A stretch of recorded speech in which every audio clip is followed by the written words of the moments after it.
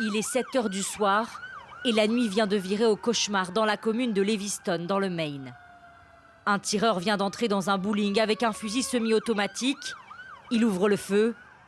Les clients paniqués fuient par tous les moyens. La police reçoit plusieurs appels de détresse. On a de multiples victimes. On a besoin de toutes les unités. 10 minutes plus tard, c'est ce bar qui est visé.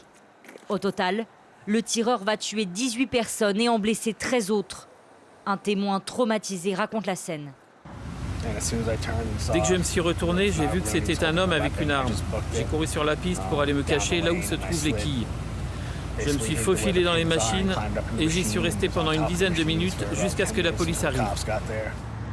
Le tireur, c'est lui, Robert Carr, de 40 ans, réserviste dans l'armée et instructeur certifié pour armes à feu. Il aurait fait un séjour de 2 semaines cet été dans un hôpital psychiatrique après avoir dit entendre des voix et aurait déjà menacé de tirer sur une base militaire.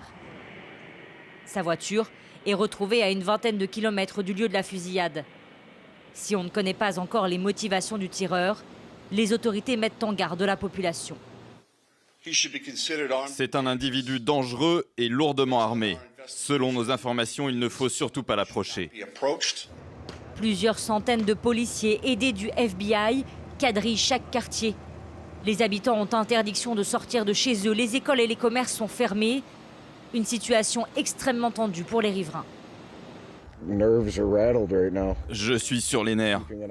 Je garde toujours un œil sur les bois qui sont juste derrière et qui font le tour de chez moi.